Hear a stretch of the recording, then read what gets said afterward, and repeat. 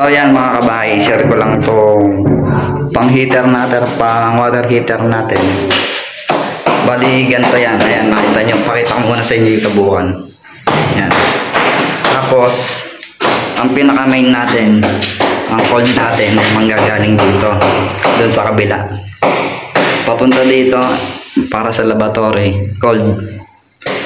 Tapos dediretso siya dito naman sa heater natin. Dito naman siya papasok sa inlet.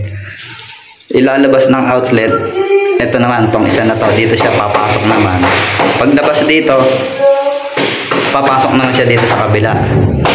Yan. Magsusupply siya ng mainit na tubig. Papunta dito naman sa kabilang abang natin ng pang laboratory. Tapos yan, continue ulit yan. Papunta naman dito siya shower natin. Ito naman yung cold, papunta naman doon sa kabilang CR din yan. Tapos dito tayo sa mainit, diretso uli yan. Papunta naman dito sa ating toilet. Yan, bali ayun yung kanina, ayun yung mainit. Dito siya, ito yung cold natin. Bali ito, nakahiwalay ito ng linya. Ayan, mapapansin nyo nakatakip.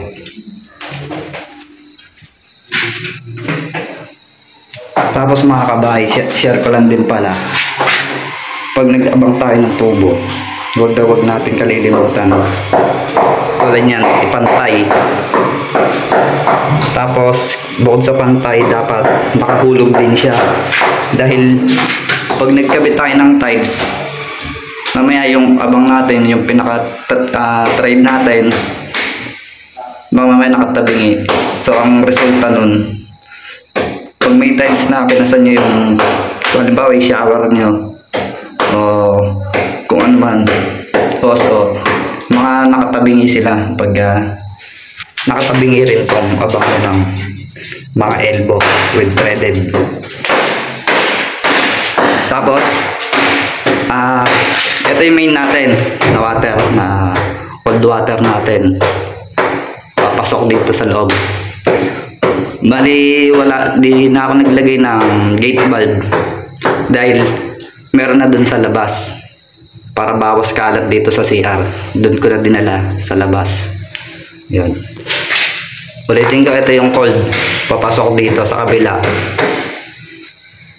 Tapos diretso siya dito sa may heater, papasok siya dito, ilalabas siya dito, papasok naman siya dito, doon magsusupply ng mainit na tubig. Yan, diretso doon sa shower, sa diretso dyan sa toilet. So ayan, kahit screenshot nyo na lang yan para may idea lang kayo. Isa pa pala mga kabahay, nakalimutan ko, yung abang natin sa shower, ginawa 15 cm yan, yung distansya niyan. Sentro yan ha, sentro sa sentro.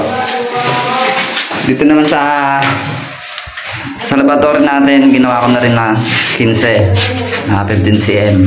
Dito naman para sa heater, gis lang, 10 cm lang.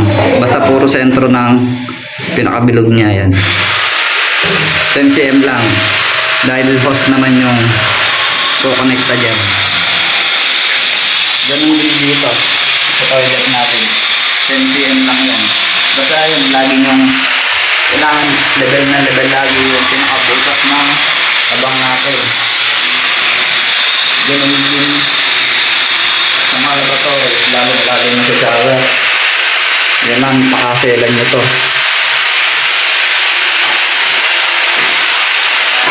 Nga pala mga kabahay, bali yung cold natin nakatagos na rin pala doon sa kabilang CR. Bali CR din yung kabila kasi nito. So ito, pakita ko.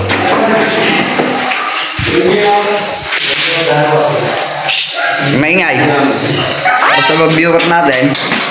So ayan mga kabahay, ito yun, yung main natin, yung cold water natin. Ayan, ganun din, may heater dito tayo dito, papasok doon,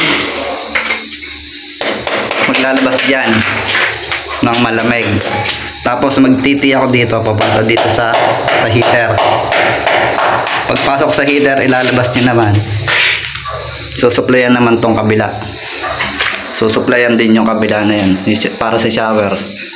Tapos diretso dyan. Basta yun, isa na yun, cold water yun. Ito yung water naman natin. Patagos naman dito sa kabila. Bali, ayun po yung mandirigma nating malulupit magsinsel. Ayun, no? Ito po, tingnan yung gano'ng katigas yan. Ayun. So, yun lang mga kabahay. Bali, kaya wala na tayong gate valve dito sa loob para malinis tingnan sa CR. Dahil may sariling gate valve na to. Doon sa labas. Doon naman sa labas na. So, yun lang mga kabahay. Salamat. Salamat naman kayo. Thank you.